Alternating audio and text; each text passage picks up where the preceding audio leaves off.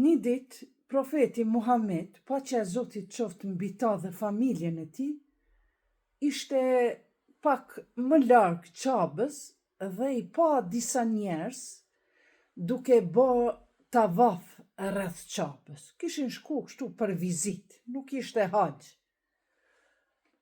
Dhe i njifte ata njerëz profeti. Shokët që ishin afër dhe Imam Aliu e panë si të mërzitur profetin. Dhe i thanë, ja Resul Allah, a nuk po ndim gëzim që je këtu në Qabe, para Qabës, Bejtullah? Pse je i mërzitur? Tha shokët e mi, ma i shejt për mu është shpirti i një njeriut se sa gurt e bekuar të Qabës.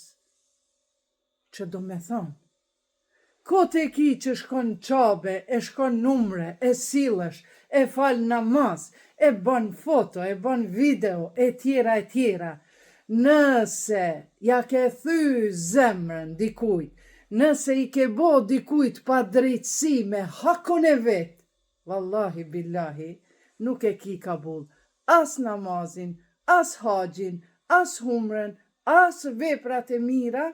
Pse?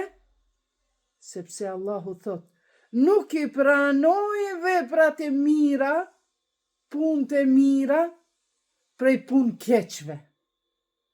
Sepse Allahu thot, mos hajde te une, ndash në Qabe, ndash në atë dynja, me hakun e huj. Hajde me hakun tem. Se ke fal namazin, se ke pas ndoshta mbulesën, ndoshta se ke pas haxhin, se ke pas umrën.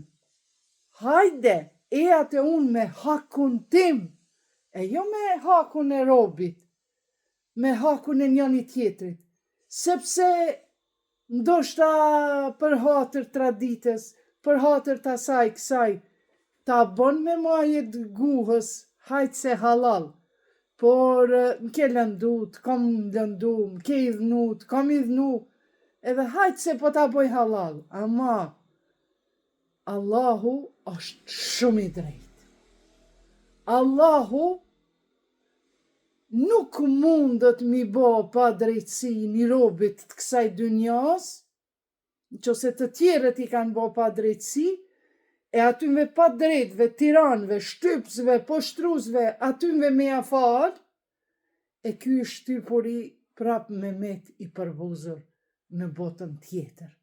Prandaj, mos kërko falje prej ati që i ke bo keq, po pyte vetën, a thu Allahu i lartësuar, a ka me ma falë mu?